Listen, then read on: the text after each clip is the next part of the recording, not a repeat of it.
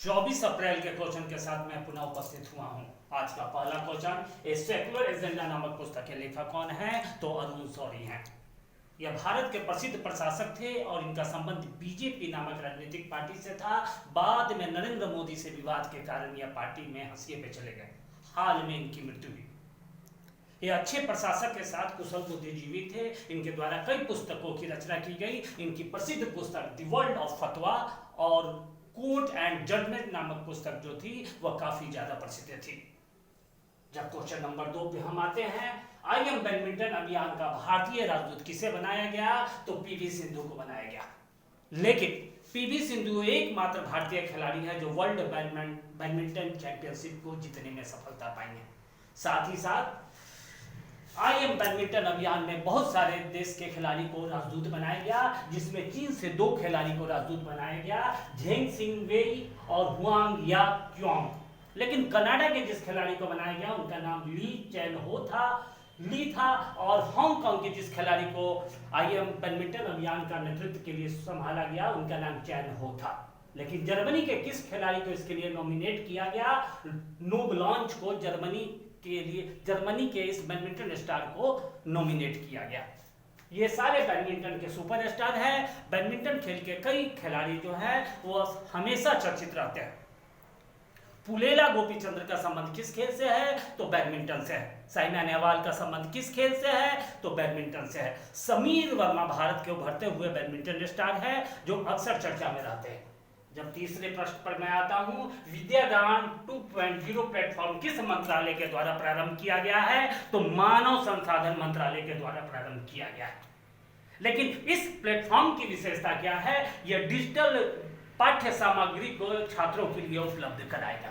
जब question number 4 पर मैं आता हूं, किस राज्य सरकार आपदा मित्र हेल्पलाइन प्रारंभ किया है? तो कर्नाटक सरकार के द्वारा किया गया है। लेकिन इसका उद्देश्य क्या है? कोविड-19 जैसी घातक बीमारी के प्रति वहां के लोगों को जागरूक प्रदान करने के लिए उसे कैसे निपटा जाए उसके लिए आपदा मित्र नामक हेल्पलाइन को प्रारंभ किया गया है। विश्व प्रेस सूचकांक में प्रथम स्थान किस देश को दिया गया है? तो नॉर्वे को दिया गया है। नॉर्वे की राजधानी कहां है? तो ओस्लो है। लेकिन इस सूची में भारत का स्थान क्या है? तो 142वां है। लेकिन पाकिस्तान का स्थान क्या है? तो 145वां है। चीन का स्थान इस सूची में क्या है? कौवां है? तो 177वां है। लेकिन इस सूची में 180 देशों की सूची में सबसे अंतिम स्थान पे कौन सा देश था? उत्तर कोरिया था। लेकिन इस प्रश्न का सबसे महत्वपूर्ण भाग जो है, यह रिपोर्ट किस संस्था के द्वारा जारी की जाती है?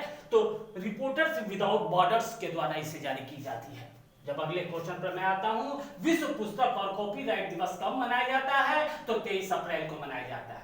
विश्व पुस्तक और कॉपीराइट दिवस को वर्ल्ड बुक डे के नाम से भी जाना जाता है। लेकिन यह किस संस्था के द्वारा मनाया जाता है? तो यूनेस्को के द्वारा मनाया जाता है। हर वर्ष विश्व पुस्तक दिवस के अवसर पर एक पुस्तक राजधानी घोषित की जाती है। इस वर्ष किस शहर को घोषित की गई? तो कुआलालंपुर को घोषित की गई। कुआलालंपुर किस देश की राजधानी है? तो मलेशिया की राजधानी है।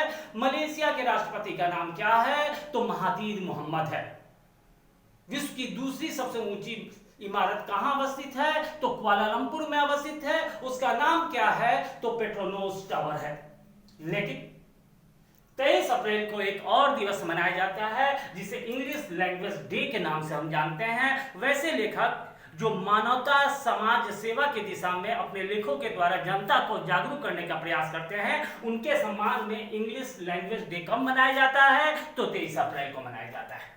जब अगले क्वेश्चन पे आते हैं, संविधान के किस अनुच्छेद में मौलिक कर्तव्य का उल्लेख है? तो 51A में मौलिक कर्तव्य का उल्लेख है। लेकिन भारत के संविधान में मौलिक कर्तव्य का प्रावधान किस देश से लिया गया है? तो सोवियत संघ से लिया गया है। इस सोवियत संघ को रूस के नाम से जाना जाता है। लेकिन भारत के संविधान में मौलिक कर्तव्य को संविधान के किस संशोधन के द्वारा जोड़ा गया?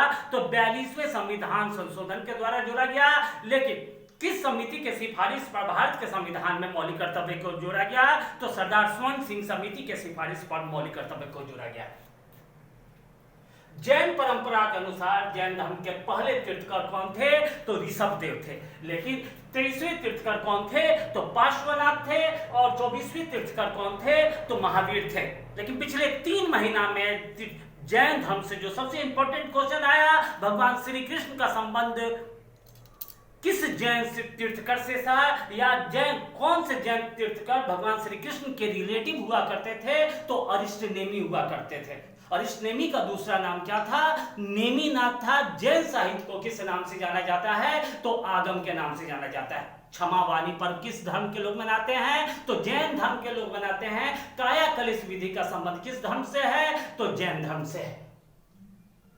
जब 9वें क्वेश्चन पे आते हैं, विरूपाक्ष मंदिर कहाँ है? तो हम्पी में है। हम्पी किस नदी के किनारे है? तो तुंगभद्रा नदी के किनारे है। लेकिन इस प्रसिद्ध मंदिर का निर्माण किसके द्वारा किया गया था? तो कई बार इसमें विवाद होता है। मुख्यतः इसका निर्माण विक्रमादित्य द्वितीय के द्वारा किया गया था, लेकिन कई पुस्तकों में बताया जाता है विक्रमादित्य द्वितीय की जो पत्नी हुआ करती थी लोक महादेवी, उनके द्वारा किया गया था। विरूपाक्ष मंदिर के प्रवेश द्वार को किस नाम से जाना जाता है? तो गोपुरम के नाम से जाना जाता है। रेडियम की खोज किसके द्वारा की गई थी? मैडम क्यूरी के द्वारा की गई थी। कब की गई थी? 1898 में की गई। लेकिन इस खोज में उनकी सहायता किसके द्वारा किया गया था? पीरे क्यूरी के द्वारा किया गया था। मैडम क्यूरी एकमात्र ऐसी महिला वैज्ञानिक हैं जिन्हें 2 बार नोबेल पुरस्कार से सम्मानित किया गया था। आज के लिए बस इतना ही। पुनः कल नए क्वेश्चन के साथ उपस्थित होऊंगा।